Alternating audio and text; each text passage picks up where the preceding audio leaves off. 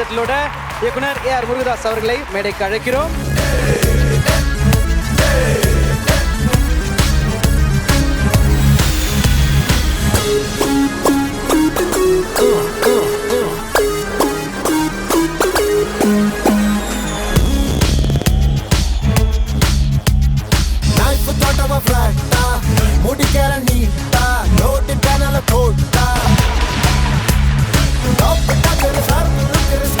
மதராசி படத்தை பற்றி இன்னைக்கு இந்த ஆடியோ ரிலீஸ் ட்ரைலர் ரிலீஸ் அன்னைக்கு பேசணும், என்ன பேசலான்னு யோசிக்கும் போது ஃப்ரெண்டு ஒருத்தர் சொல்கிறாரு, ஓவராக பேசாதீங்க, ஆஹோ ஓஹோன்னு சொல்லாதீங்க, கம்மியாக பேசுங்க அப்படின்றாங்க.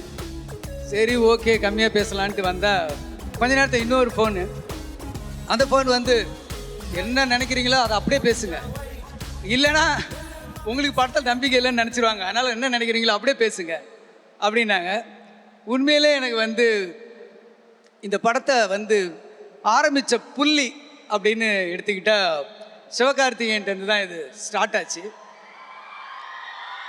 எஸ்கே வந்து ஃபஸ்ட்டு நம்ம ஒரு படம் பண்ணலாம் அப்படின்னு சொல்லிட்டு ஒரு 2 இயர்ஸ் ரெடி பண்ணிகிட்டு இருந்தோம்.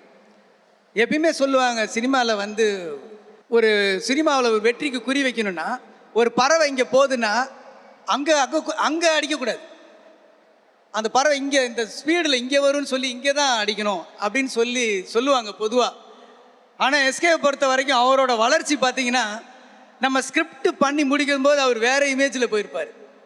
அவரோட ஸ்டார்டிங் அந்த பிகினிங் பீரியட்லேருந்து நான் பார்த்துக்கிட்டு வரேன்.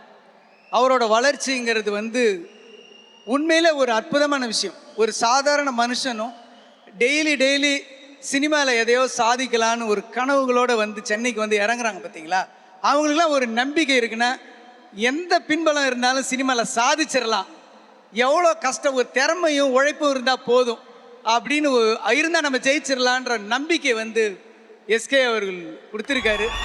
இன்றைக்கி நிறைய இளைஞர்கள் சினிமாவுக்கு வராங்க அப்படின்னா நம்மளும் அந்த மாதிரி சாதிக்கலாம் அப்படின்னு ஒரு நம்பிக்கை அவர் கொடுத்துருக்காரு.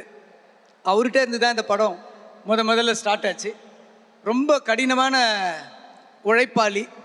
யார் வந்து குழந்தைங்க ஆடியன்ஸை ஃபஸ்ட்டு பிடிக்கிறாங்கனோ அவன் கண்டிப்பாக ஒரு நாள் ஒரு பெரிய உச்சத்தை பிடிப்பாங்க.